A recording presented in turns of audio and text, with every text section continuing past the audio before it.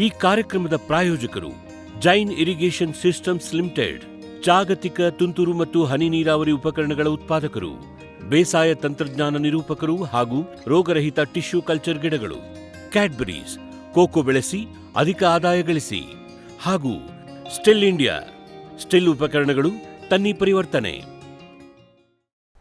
ಪಪಾಯದಲ್ಲಿ ಬರುವ ನಂಜು ರೋಗಗಳು.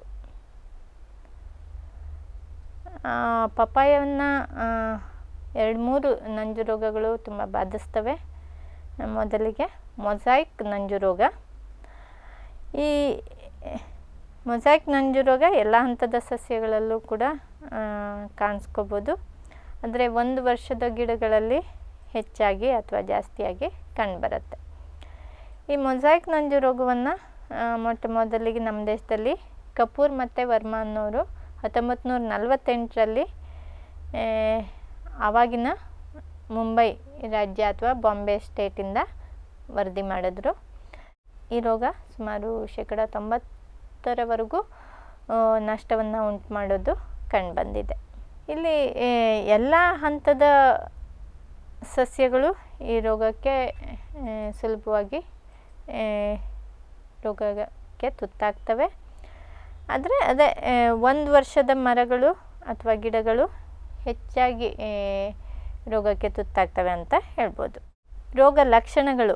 ಮೊದಲಿಗೆ ಎಲೆಗಳಲ್ಲಿ ಮೊಸಾಯಿಕ್ ಪ್ಯಾಟರ್ನಲ್ಲಿ ಲಕ್ಷಣ ಕಂಡುಬರುತ್ತೆ. ಅಂದರೆ ತಿಳಿ ಹಳದಿ ಮತ್ತು ಹಸಿರು ಮಿಶ್ರಣ ನಾವು ಎಲೆಗಳಲ್ಲಿ ಕಾಣ್ತೀವಿ.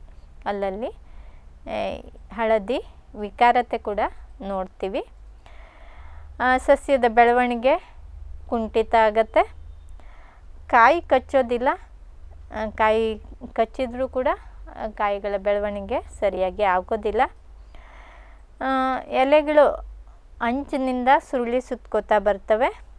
ನಂತರದ ಹಂತದಲ್ಲಿ ಅವು ಬಾಗಿ ಮುರಿದೋಗ್ತವೆ. ಕಾಯಿಗಳ ಮೇಲೆ ಚಿಕ್ಕ ಚಿಕ್ಕ ನೀರಿನಿಂದ ಆವೃತವಾದಂಥ ಮಚ್ಚೆಗಳು ಕೂಡ ಕಂಡುಬರ್ಬೋದಾಗಿರುತ್ತೆ. ಆ ಮಚ್ಚೆಗಳ ಮಧ್ಯಭಾಗ ತುಂಬ ಗಟ್ಟಿಯಾಗಿ ಇರುತ್ತೆ. ಈ ರೋಗಕ್ಕೆ ಕಾರಣ ಪಪಾಯ ಮೊಸಾಯಿಕ್ ನಂಜಾಣು ಅಥವಾ ಇದನ್ನು ನಾವು ಪಪಾಯ ಮೊಸಾಯಿಕ್ ವೈರಸ್, ಕ್ಯಾರಿಕಾ ವೈರಸ್ 1 ಅಂತ ಹೇಳ್ತೀವಿ. ಇದು ಉದ್ದ ಫಿಲಮೆಂಟಸ್ ಪಾರ್ಟಿಕಲ್ ರೀತಿ ಉದ್ದವಾಗಿ ಇರುವಂಥ ವೈರಸ್ ಅಂತ ಹೇಳ್ಬೋದು. ಇನ್ನು ಸೋಂಕು ಚಕ್ರ ಅಂದರೆ ಇದು ಮೆಕ್ಯಾನಿಕಲ್ ಇನಾಕ್ಯುಲೇಷನ್ ಇಂದ ಕೂಡ ಸಂಪರ್ಕದಿಂದ ಕೂಡ ಪ್ರಸಾರ ಆಗ್ಬೋದು.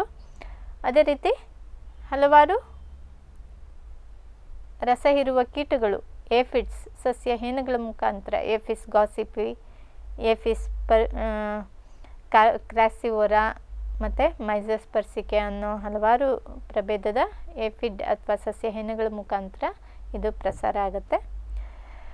ಹಾಗೆ ಇತರ ಆಸರೆ ಸಸ್ಯಗಳಿಗೆ ಲ್ಯಾಗಿನೇರಿಯಾ, ಟ್ರೈಕೋಸ್ಯಾಂಥಸ್ ಮತ್ತು ಕ್ಯಾರಿಕಾ ಪೆಪೋ, ಕುಕರ್ಬಿಟಾ ಪೆಪೋ ಇದಕ್ಕೂ ಕೂಡ ಈ ಆಸರ ಸಸ್ಯವಾಗಿ ಇರುತ್ತೆ.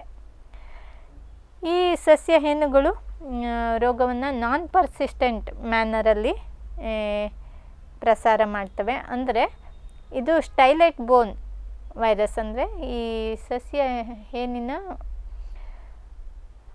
ಬಾಯಿ ಮೌತ್ ಪಾರ್ಟ್ಸ್ ಅಥವಾ ಬಾಯಿ ಭಾಗದಲ್ಲಿ ಸ್ಟೈಲೈಟ್ ಮುಖಾಂತರ ಅಲ್ಲಿ ಆ ಮೌತ್ ಪಾರ್ಟ್ಸ್ಗಳಲ್ಲಿ ಅಂಟ್ಕೊಂಡು ಮತ್ತೊಂದು ಆರೋಗ್ಯವಂತ ಸಸ್ಯಕ್ಕೆ ಅಲ್ಲಿ ರಸ ಹೀರೋ ಸಂದರ್ಭದಲ್ಲಿ ಪ್ರಸಾರ ಆಗುತ್ತೆ. ರೋಗಪೀಡಿತ ಎಲೆಗಳಿಂದ ರಸ ಹೀರ್ಕೊಂಡು ನಂತರ ಅದು ಇನ್ನೊಂದು ಇದಕ್ಕೆ ಹೋದಾಗ ಅಲ್ಲಿ ಪ್ರಸಾರ ಆಗತ್ತೆ. ಈ ನಂಜಾಣು ರೋಗಗಳ ಸಮಗ್ರ ನಿರ್ವಹಣೆಯನ್ನು ಇನ್ನು ಉಳಿದ ರೋಗವನ್ನು ತಿಳಿದುಕೊಂಡು ಆಮೇಲೆ ನೋಡೋಣ. ಇಲ್ಲಿ ನಾವು ರೋಗಮುಕ್ತ ಸಸಿಗಳನ್ನು ನಾಟಿಗೆ ಬಳಸಬೇಕು. ಆಮೇಲೆ ಮೊಟ್ಟ ಮೊದಲಿಗೆ ಕಂಡಂಥ ರೋಗಪೀಡಿತ ಸಸ್ಯಗಳನ್ನು ಕಿತ್ತು ನಾಶಪಡಿಸಬೇಕು. ಮತ್ತು ನಿಯಮಿತವಾಗಿ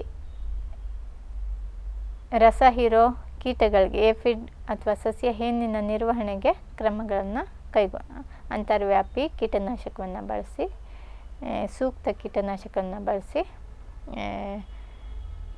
ಕೀಟಗಳಿಂದ ಈ ಸಸ್ಯ ಹೇನುಗಳಿಂದ ಹರಡೋದನ್ನು ತಪ್ಪಿಸಬೇಕು.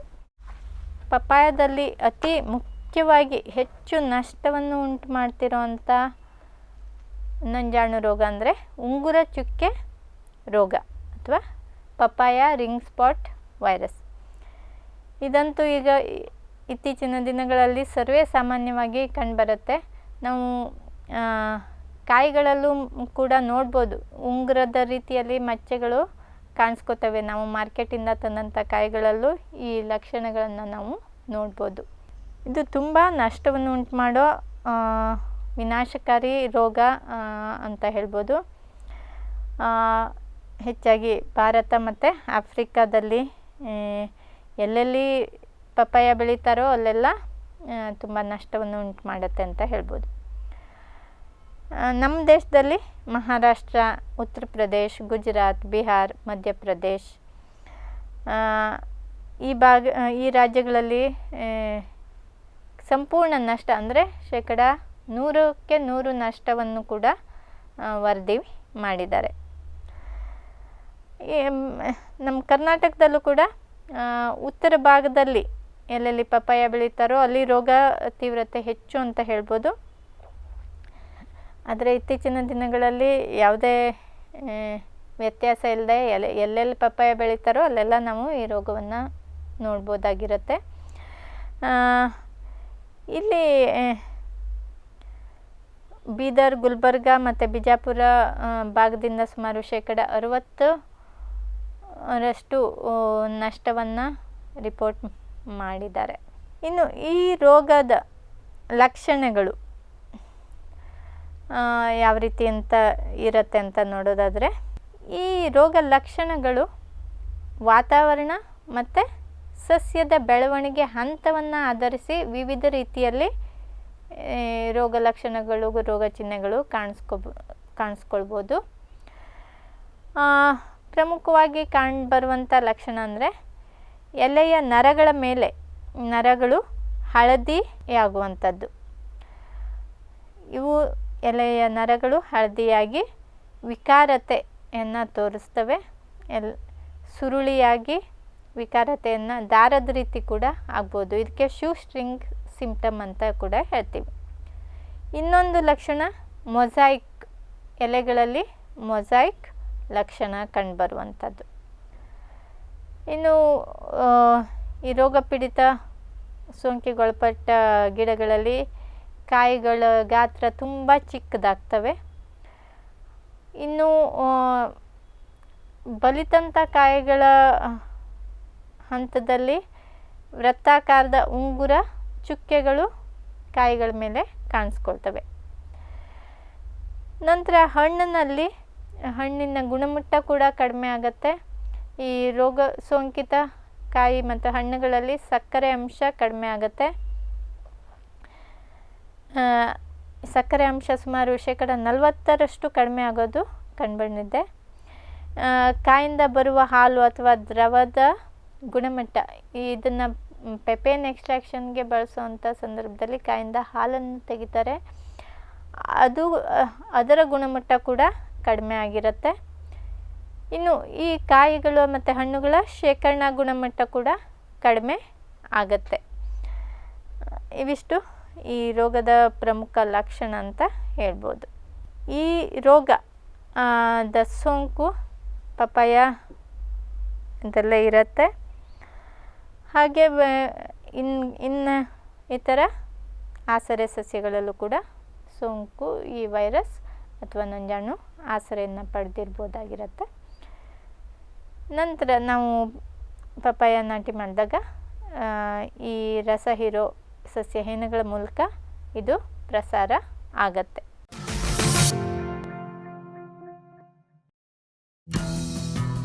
ಜೈನ್ಸ್ ಜಗತ್ತಿನ ಅತಿದೊಡ್ಡ ಅಂಗಾಂಶ ಕೃಷಿ ಪ್ರಯೋಗಾಲಯ ಹಾಗೂ ಟಿಸಿ ಗಿಡಗಳ ಉತ್ಪಾದಕರು. ಸಮೃದ್ಧ ಇಳುವರಿಗೆ ಜೈನ್ ಜೀನೇನ್, ಯಾಲಕ್ಕಿ, ನೇಂದ್ರನ್ ಹಾಗೂ ಕೆಂಪು ಬಾಳೆ ಸಸಿಗಳು, ದಾಳಿಂಬೆ, ಭಗವತಳಿಯ ರೋಗಮುಕ್ತ ಸಸಿಗಳು, ಲಕ್ನೋ 49 ಪೇರಳೆ, ಸ್ಟ್ರಾಬೆರಿ ಇತ್ಯಾದಿ ಗಿಡಗಳು ಯೋಗ್ಯ ಬೆಲೆಯಲ್ಲಿ. ಅಂಗಾಂಶ ಕೃಷಿಯ ಜಾಗತಿಕ ಬ್ರ್ಯಾಂಡ್ ಜೈನ್.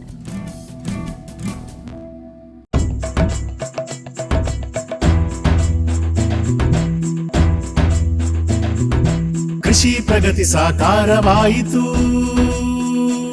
ಸ್ಟಿಲ್ ತಂತ್ರಜ್ಞಾನದಿ ಸಾಧ್ಯವಾಯಿತು, ಬದಲಾವಣೆಗೆ ಕಾಲ ಕೂಡಿ ಬಂತು. ಸ್ಟಿಲ್ ಉಪಕರಣಗಳು ತನ್ನಿ ಪರಿವರ್ತನೆ.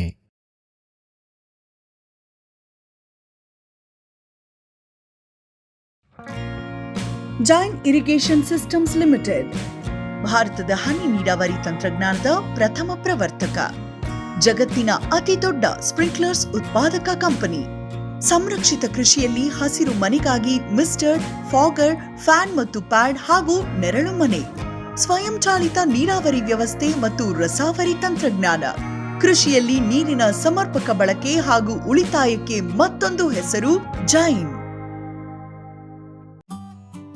ಕ್ಯಾಡ್ಬರಿ ಚಾಕೊಲೇಟಿನ ಮೂಲ ಅಂಶ ಕೋಕೋ.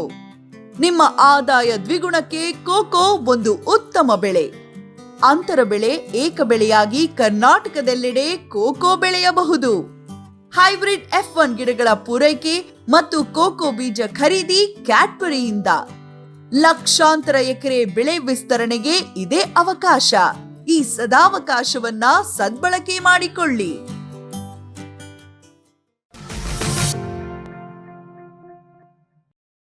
ಪಪಾಯ ರಿಂಗ್ ಸ್ಪಾಟ್ ರೋಗದ ನಿರ್ವಹಣೆಗೆ ನಾವು ಅತಿ ಮುಖ್ಯವಾಗಿ ರೋಗರಹಿತ ಸಸಿಗಳನ್ನು ನಾಟಿಗೆ ಬಳಸಬೇಕು. ರೋಗಮುಕ್ತ ಸಸಿಗಳನ್ನೇ ನಾಟಿಗೆ ಬಳಸಬೇಕು. ರೋಗ ಪೀಡಿತ ಗಿಡಗಳು ಅಥವಾ ರೋಗ ತಗುಲಿದ ಗಿಡಗಳು ಗಳನ್ನು ನೋಡಿದ್ರೆ ಕೂಡಲೇ ಅವುಗಳನ್ನು ಕಿತ್ತು ನಾಶಪಡಿಸಬೇಕು. ಯಾಕಂದರೆ ಸೋಂಕಿನ ಸೋರ್ಸ್ ಅಥವಾ ರಿಸರ್ವಾಯರ್ ಈ ಸಸ್ಯಗಳಲ್ಲೇ ಇರುತ್ತೆ. ನಂತರ ಅದು ವ್ಯಾಪಕವಾಗಿ ಸಸ್ಯ ಹೆಣ್ಣುಗಳ ಮುಖಾಂತರ ತೋಟದಲ್ಲೆಲ್ಲ ಹರಡುತ್ತೆ. ಹಾಗಾಗಿ ನಾವು ಈ ತೋಟದಲ್ಲಿ ಎಲ್ಲೋ ಒಂದೊಂದು ಸಸ್ಯದಲ್ಲಿ ಅಥವಾ ಒಂದೊಂದು ಗಿಡದಲ್ಲಿ ರೋಗ ಕಂಡು ಬಂದರೆ ಅಂಥ ಸಸಿಗಳನ್ನು ಮುಖ್ಯವಾಗಿ ನಾವು ಕಿತ್ತು ನಾಶಪಡಿಸ್ಬೇಕು. ಇನ್ನು ಈ ಪಪ್ಪಾಯ ತೋಟ ಮಾಡಬೇಕು ಅನ್ನೋ ಜಾಗದ ಸುತ್ತ ಆ ಹೊಲದ ಸುತ್ತ 2 ಸಾಲು COFS 29 ಮೇವಿನ ಜೋಳವನ್ನು 60 ದಿನಗಳ ಮುಂಚಿತವಾಗಿ ಬಾರ್ಡರ್ ಕ್ರಾಪ್ ಆಗಿ ಬೆಳೆಸುವಂಥದ್ದು. ಆನಂತರ ಸಸಿ ಮಡಿಗಳಲ್ಲಿ ನೈಲಾನ್ ಪರದೆ ಬಳಸಿ ಸಸಿಗಳನ್ನು ಉತ್ಪತ್ತಿ ಮಾಡುವಂಥದ್ದು. ಈ ರೀತಿ ಮಾಡೋದ್ರಿಂದ ಈ ಸಸ್ಯ ಏನು ಅಲ್ಲಿ ಇದಕ್ಕೆ 60 ಮೆಶ್ ಸೈಜ್ ನೈಲಾನ್ ಪರದೆಯನ್ನು ಬಳಸಿದ್ರೆ ಉತ್ತಮ. ಈ ರೀತಿ ಮಾಡೋದ್ರಿಂದ ಈ ಸಸ್ಯ ಹೇನಿನ ಬಾಧೆಯನ್ನು ತಡೆಗಟ್ಬೋದು, ಹಾಗೆ ರೋಗ ಪ್ರಸಾರ ಆಗೋದನ್ನು ತಡೆಗಟ್ಬೋದು, ಅಥವಾ ರೋಗಮುಕ್ತ ಸಸ್ಯಗಳನ್ನು ಬೆಳೆಸ್ಕೊಳ್ಬೋದು.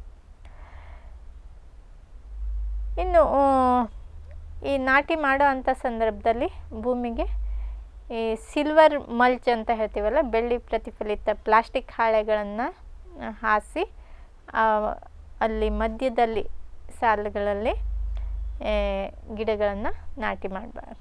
ನಂತರ ಈ ಬಾರ್ಡರ್ ಬೆಳೆ ಈಗಾಗಲೇ ಹೇಳ್ದಂಗೆ ಮೇವಿನ ಜೋಳ COFS 29 ತುಂಬ ಚೆನ್ನಾಗಿದೆ ಅಂತ ಕಂಡು ಬಂದಿದೆ.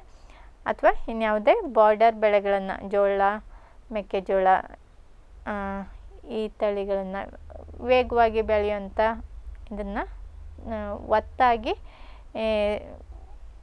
ತೋಟದ ಸುತ್ತ ಬೆಳೆಸುವಂಥ ಕ್ರಮ. ಇನ್ನು ನಿಯಮಿತವಾಗಿ ಈ ಸಸ್ಯ ಹೇನಿನ ನಿರ್ವಹಣೆಗೆ ಅಂತರ್ವ್ಯಾಪಿ ಕೀಟನಾಶಕವನ್ನು ಬಳಸುವಂಥದ್ದು. ಅಂತರ್ವ್ಯಾಪಿ ಕೀಟನಾಶಕ ನಾವು ಆ ಪ್ರದೇಶಕ್ಕೆ ಸೂಕ್ತವಾಗುವಂಥ ಕೀಟನಾಶಕಗಳನ್ನ, ಉದಾಹರಣೆಗೆ ಡೈಮೆಥೇಟ್ ಅಥವಾ ರೋಗರ್ ಅಂತ ಹೇಳ್ತಾರೆ, 1.75 ಮಿಲಿಲೀಟರ್ ಪ್ರತಿ ಲೀಟರ್ ನೀರಿನಲ್ಲಿ, ಅಥವಾ ಆಕ್ಸಿಡೆಮೆಟಾನ್ ಮಿಥೈಲ್ ಅಂತ ಸಿಗತ್ತೆ, ಅದನ್ನು ಬಳಸ್ಬೋದು.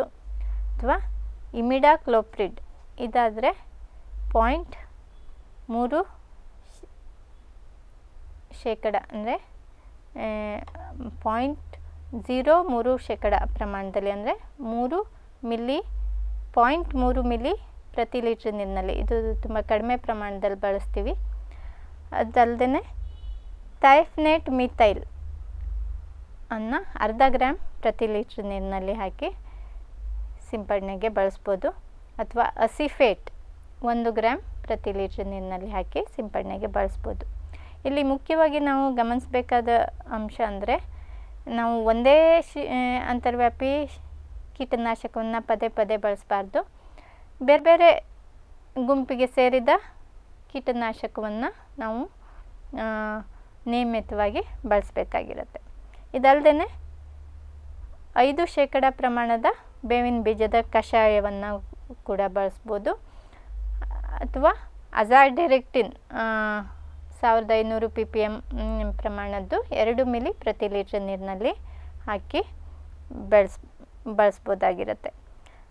ಅದಲ್ಲದೆ ಬೇವಿನ ಎಣ್ಣೆ ಅಥವಾ ಶೇಂಗಾ ಎಣ್ಣೆಯನ್ನು 10 ಮಿಲಿ ಪ್ರತಿ ಲೀಟ್ರ್ ನೀರಿನಲ್ಲಿ ಹಾಕಿ ಸಿಂಪಡಣೆಯನ್ನು ಮಾಡ್ತಾ ಇರಬೇಕಾಗತ್ತೆ. ಇದಲ್ಲದೆ ಮುಖ್ಯವಾಗಿ ಈ ಸಿಂಪಡಣೆಗಳನ್ನು ನಾವು ನಿಯಮಿತವಾಗಿ ಮೊದಲ ಹಂತಗಳಿಂದ ಮಾಡ್ಕೊಂಡು ಬರಬೇಕು. ಇನ್ನು ರೋಗ ಸಸ್ಯ ಹೇನುಗಳ ಸಂಖ್ಯೆ ಹೆಚ್ಚಾದಾಗ, ಆ ರೋಗ ಪ್ರಸಾರ ಹೆಚ್ಚಾಗ್ತಾ ಇದ್ದಂಥ ಸಂದರ್ಭದಲ್ಲಿ ನಾವು ಈ ಸಿಂಪಡಣೆ ಕೈಗೊಂಡ್ರೆ ಏನೂ ಉಪಯೋಗ ಆಗೋದಿಲ್ಲ. ಮುಂಜಾಗ್ರತಾ ಕ್ರಮವಾಗಿ ನೋಡಿಕೊಂಡು ಈ ಸಸ್ಯ ಹೇನನ್ನು ಸರಿಯಾಗಿ ನಿರ್ವಹಣೆ ಮಾಡಬೇಕಾಗಿರುತ್ತೆ. ಇನ್ನು ಇದಲ್ಲದೆ ಸರಿಯಾಗಿ ಪೋಷಕಾಂಶಗಳನ್ನು ನಿರ್ವಹಣೆ ಮಾಡೋ ಅಂಥದ್ದು.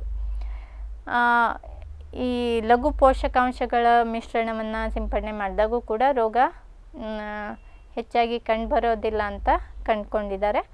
ಹಾಗಾಗಿ ಸರಿಯಾದ ಪ್ರಮಾಣದಲ್ಲಿ ಶಿಫಾರಸು ಮಾಡಿದಂಥ ಪೋಷಕಾಂಶಗಳನ್ನು ಒದಗಿಸಬೇಕು. ಹಾಗೆ ಲಘು ಪೋಷಕಾಂಶಗಳನ್ನು ನಿಯಮಿತವಾಗಿ ಗಿಡಗಳಿಗೆ ಸಿಂಪಡಣೆ ಮಾಡ್ತಾ ಇದ್ದರೆ ಸ್ವಲ್ಪ ನಿರೋಧಕ ಶಕ್ತಿ ಜಾಸ್ತಿ ಬರುತ್ತೆ ಅನ್ನೋದು ಕಂಡುಬಂದಿದೆ. ಇದಲ್ಲದೆ ಇನ್ನು ಈ papaya ring spot virus papaya ಅಲ್ಲದೆ ಸವತೆ ಜಾತಿ, ಕುಂಬಳ ಜಾತಿಯ ಸಸ್ಯಗಳಲ್ಲಿ ಆಸರೆಯನ್ನು ಪಡೆಯುತ್ತೆ. ಹಾಗಾಗಿ ಸವತೆ ಅಥವಾ ಕುಂಬಳ ಜಾತಿ ಅಥವಾ ಬದನೆ, ಹತ್ತಿ ಇಂಥ ಬೆಳೆಗಳನ್ನು, ಸಸ್ಯಗಳನ್ನು ಅಥವಾ ಬೆಳೆಗಳನ್ನು ತೋಟದ ಸುತ್ತ ಬೆಳೆಯೋದನ್ನು ಅಥವಾ ಬೆಳಿಬಾರ್ದು ಅಂತ ಹೇಳ್ಬೋದು. ಈ ಕಾರ್ಯಕ್ರಮದ ಪ್ರಾಯೋಜಕರು ಜೈನ್ ಇರಿಗೇಷನ್ ಸಿಸ್ಟಮ್ಸ್ ಲಿಮಿಟೆಡ್, ಜಾಗತಿಕ ತುಂತುರು ಮತ್ತು ಹನಿ ನೀರಾವರಿ ಉಪಕರಣಗಳ ಉತ್ಪಾದಕರು, ಬೇಸಾಯ ತಂತ್ರಜ್ಞಾನ ನಿರೂಪಕರು ಹಾಗೂ ರೋಗರಹಿತ ಟಿಶ್ಯೂ ಕಲ್ಚರ್ ಗಿಡಗಳು. ಕ್ಯಾಡ್ಬರೀಸ್, ಕೋಕೋ ಬೆಳೆಸಿ ಅಧಿಕ ಆದಾಯ ಗಳಿಸಿ. ಹಾಗೂ ಸ್ಟಿಲ್ ಇಂಡಿಯಾ, ಸ್ಟಿಲ್ ಉಪಕರಣಗಳು ತನ್ನಿ ಪರಿವರ್ತನೆ.